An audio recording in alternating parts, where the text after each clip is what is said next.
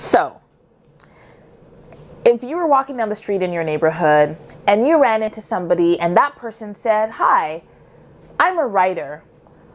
I would like you to give me $20 so that I can write a story. And in this story, I'm going to create an imaginary world where you don't exist. Your people don't exist. Your ancestors and your descendants will never be characters. The foods you eat, your religion, your cultural beliefs, your political beliefs, the social issues that matter to you will be nowhere in sight. Everybody in the world that I create is going to look like me, and no one is going to look like you forever, for every single book that I write." Okay. If somebody said that to you, would you give them $20 if you had it to give? I mean, I hope the answer to that question is no. So, I'm going to leave that with you, and I'm going to run the opening screen.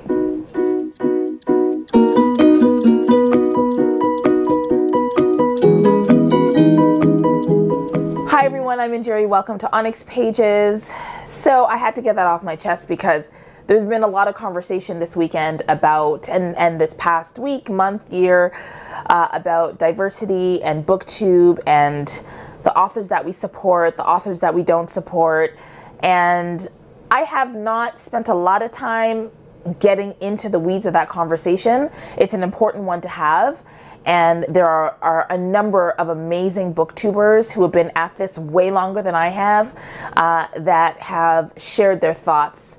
I want to put a few of them in the description area below, but Christina Marie, Joe the Great, Lucy Reads, a number of, in particular, Black booktubers who have taken the risk and who have spent some emotional labor taking up these issues and have been supported, but also been harshly criticized for the views that they've taken. So I wanted to participate in this conversation today by telling you a little bit more about why it is that Onyx Pages is dedicated to Afrofuturism, African science fiction, and other stories like magical realism and horror and fantasy, where people like me are central, and we're not just characters who are there for window dressing or to make sure that all the colors in the rainbow are present in the plot. We're not characters that get killed in the first 50 pages or are there to sacrifice themselves for the white protagonist. No. The books that I read are books that describe worlds where folks like me and other folks exist, right? On purpose. And I read those books because I have the privilege to be able to have financial resources to buy these books. I buy these books because I want the people who are writing these stories to make money and to be able to write more of these stories. And I want these folks to write more stories because the more stories we have that imagine futures and other worlds and our present world in ways that tackle some of the issues that are experienced by people in my community, the more books like that in the world, the better. So when I review a book about a magical Black girl who realizes that there's a fairy kingdom around her and that she is the one that can help keep it safe, or when I read a story that was, I was just talking about juniper leaves.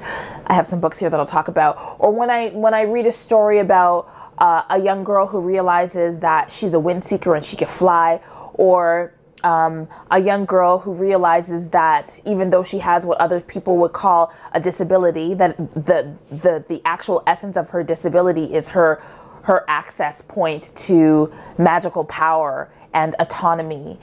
When I read stories like that, stories where there are people of color who are thinking about how to survive in the context of, climate change, for example, or political breakdown or economic breakdown, who are building communities from the ground up.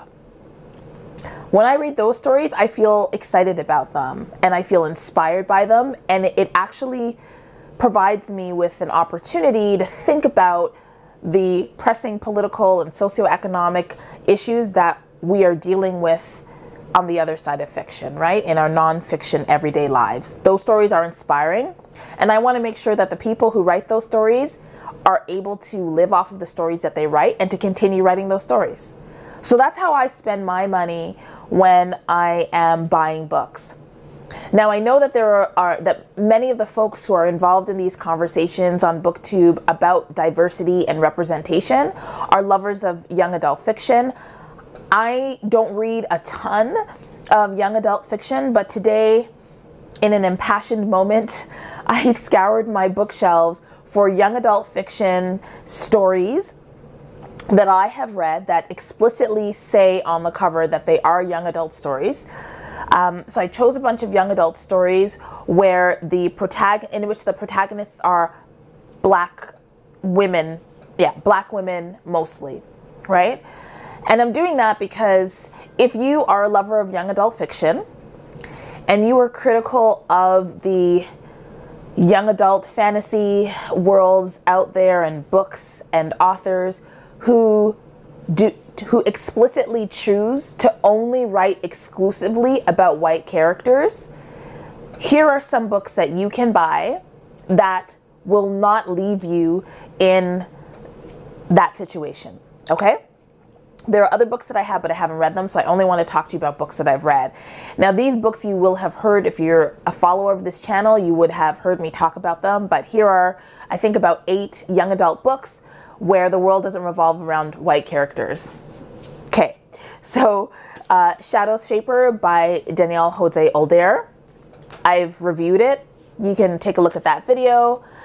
Zara the Windseeker by Nadia Okorafor. This is explicitly YA. It's a great novel. I absolutely loved it. I don't think that I've reviewed it on this channel because I read it before I started my foray into BookTube. But if you love YA and you're interested into coming of age stories that involve fantasy and magic and folklore, Zara the Windseeker is amazing.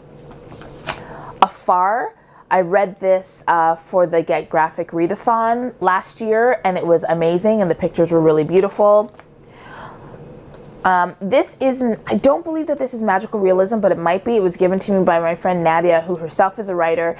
She writes children's literature, and I'll put a link to the books that she's written in the description box. I'm not sure if there's an element of magical realism, but I read this in high school, and I remember crying and sobbing because it was so interesting. So this is Every Time a Rainbow Dies by Rita Williams Garcia.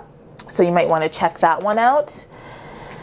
A number of people have been talking about The Poet X by Elizabeth Acevedo. So I listened to this as an audiobook during Hispanic or Latinx Heritage Month, and it's part of the Latinx-a-thon.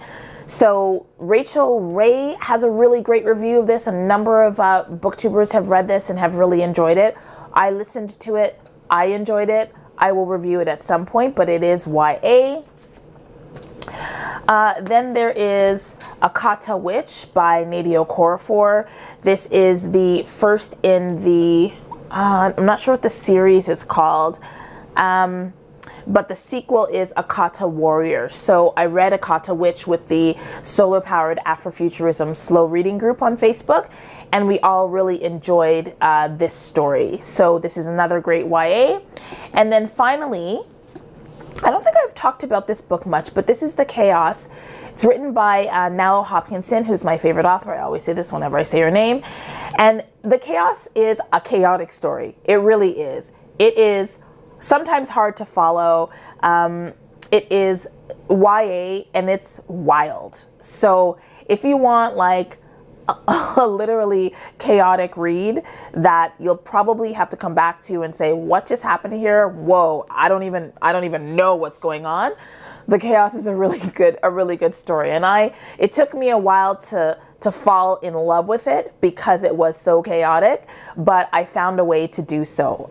So that is a book for young adult readers written by Nalo Hopkinson. So I wanted to give those to you because I try to be solutions focused. So if you want to buy books that don't revolve solely and 100% around white characters, there is a bunch that you can go out and buy or get at the library or read as audiobooks, and make choices that reflect your values. Okay, that is done. The other thing I wanted to do is, where's my stuff? I wanted to do a mini haul because there are 4 books that I got in the past couple of months that I'd like to tell you about. The first one is American Street by Izzy Zaboy. I'm going to read the back. On the Corner of American Street by Joe Rowe. Oh, no. I'm not even reading properly. Okay. On the corner of American Street and Joy Road, Fabiola Toussaint thought she would finally find une belle vie, a good life.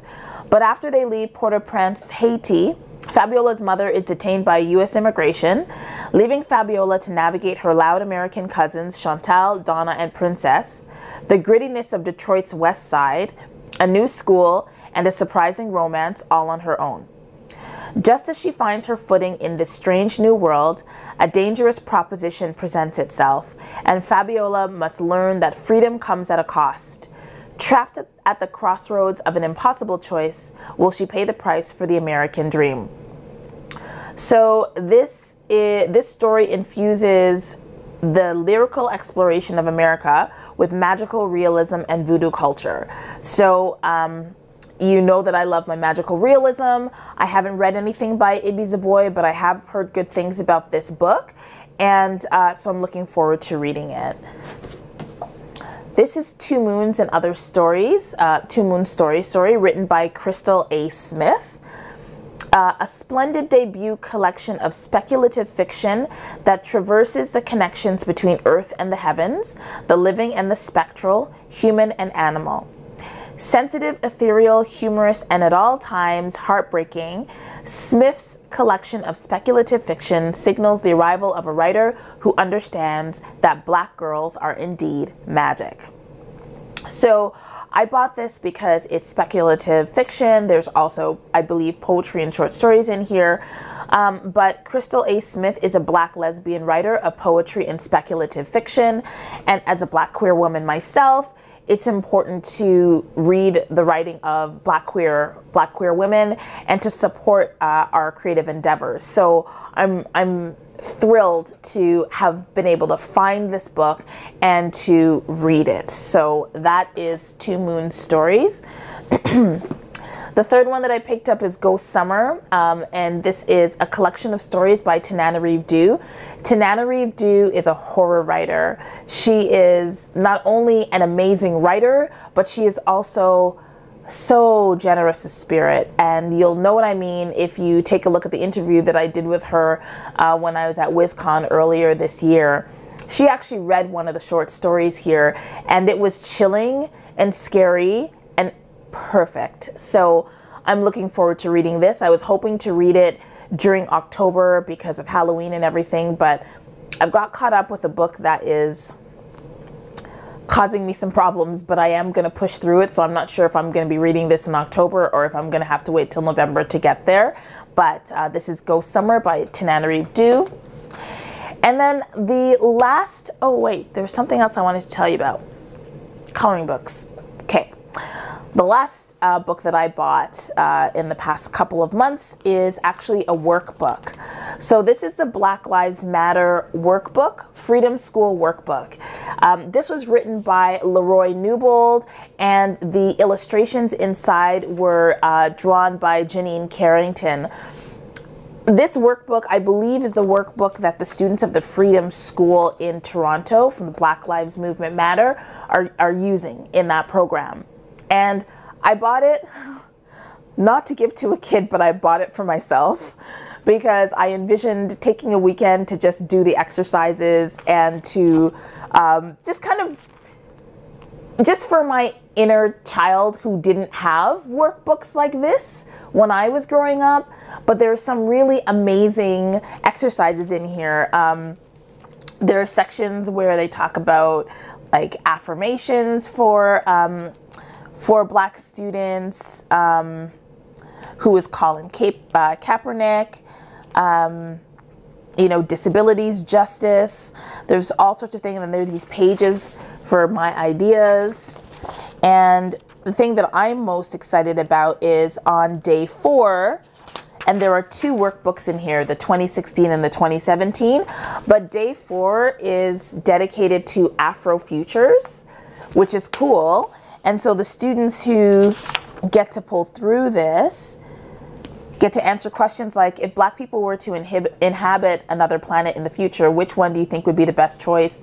Read the table about the different planets and choose which you think Black people might live on in the future and explain your choice. Like, these are the kinds of exercises that these young Black kids are engaging in. And that just makes me smile. And it's an amazing book.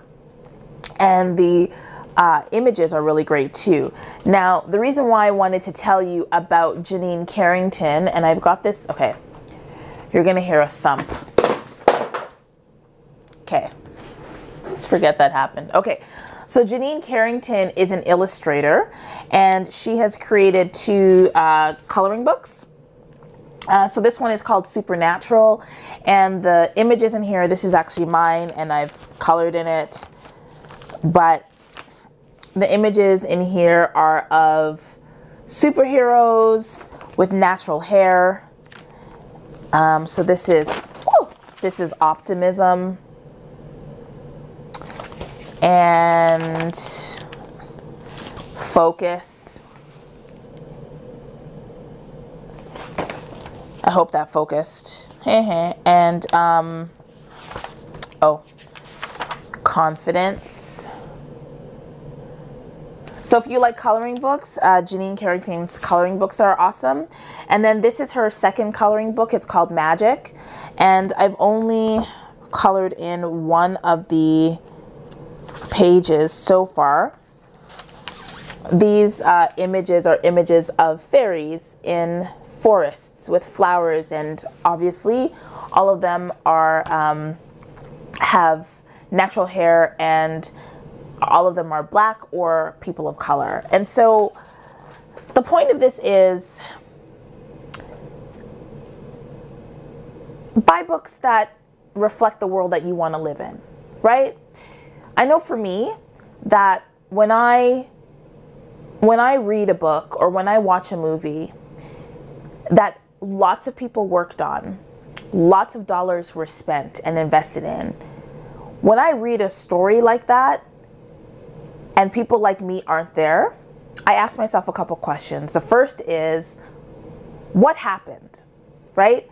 How do we get from a world where the global population consists of many kinds of people, but the largest group of people are people of color? So how do we get to a world like that, to this imaginary world where everyone is white?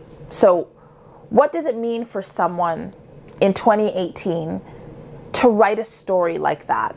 To write a story where people like me, maybe people like you, are gone. What happened in their imagination to move from this environment in this world to that world? Meditate on that, first of all. So basically, what happened to everyone else? And why? Why would we read a story like that? Why would we invest in a story like that? I don't. So if you do, why do you? That is it. Hope you enjoyed this video. Have a great day. Thanks very much for subscribing to Onyx Pages, and I will see you in my next video. Bye.